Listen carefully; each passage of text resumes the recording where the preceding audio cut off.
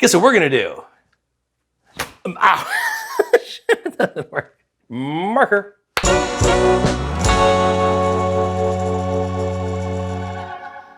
My name is George Motz, and it's my job to protect the American hamburger for you. That's right, what I do is I talk about, obsessively, the regional American hamburger. You shitting?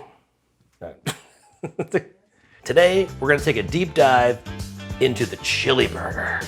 What I love about the American chili burger is that it's made from beef. And when you add beef to beef, that's right, you get more beef. The chili burger also adds some spice to it. You have some spice. Yeah, shit, it's gonna be a problem now. I don't want you making that much noise, chili. It's a good chili though. This is always the first sign of insanity when you're talking to your food. Born in LA, the chili burger has a very deep history. Earliest records show that the first person to put beef chili on a burger was a guy named Thomas DeForest in the 1920s.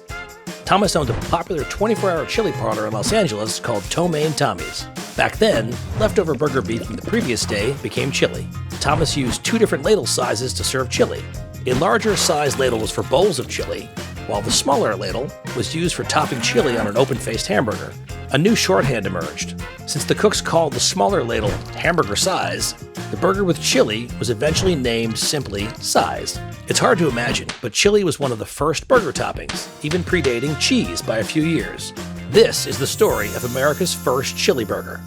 There are many different types of chili burgers out there. One of my personal favorites, though, is the hyper-regional North Carolina slaw burger. What I like about this burger is that it has, obviously, a beef chili, and on top of that is a mayo-based coleslaw. And when the coleslaw mayo combines with the chili, whoa, that's a hell of a topping. Ew. What's wrong? Yeah. You ready? Let's do it. First thing we have to do is make coleslaw. So to make chili, sorry, that's chili. To make coleslaw, you need a food processor, or you can slice it by hand if you want, but this is much more fun. You also need some carrots. We've got some carrots here. And you also need some coleslaw. Oh, shit. Oh, no. Jesus. Cabbage into the food processor. Okay. Oh.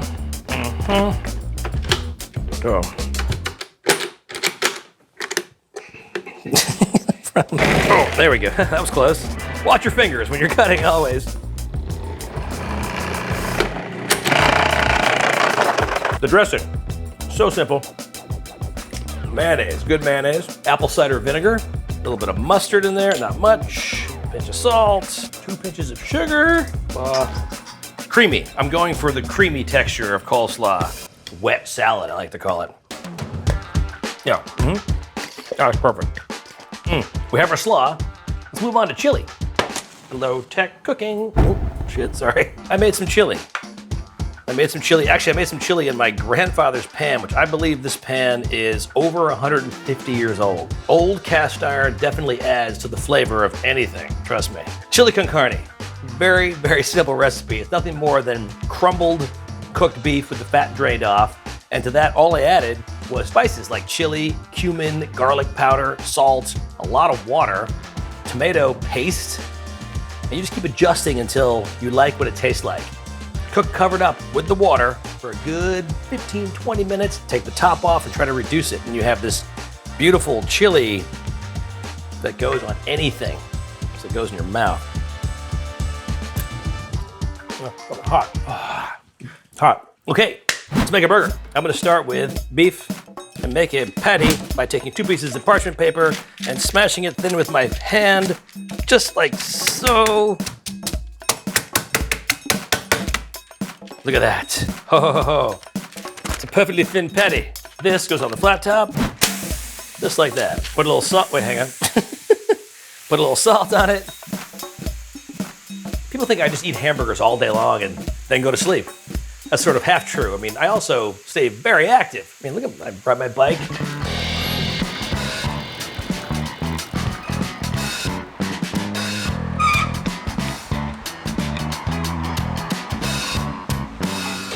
I bike for fun, but I also bike for my health.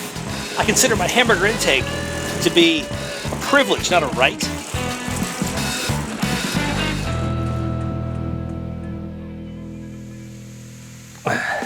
One of my favorite chili burgers in America is at a place called Duke's in Monroe, North Carolina.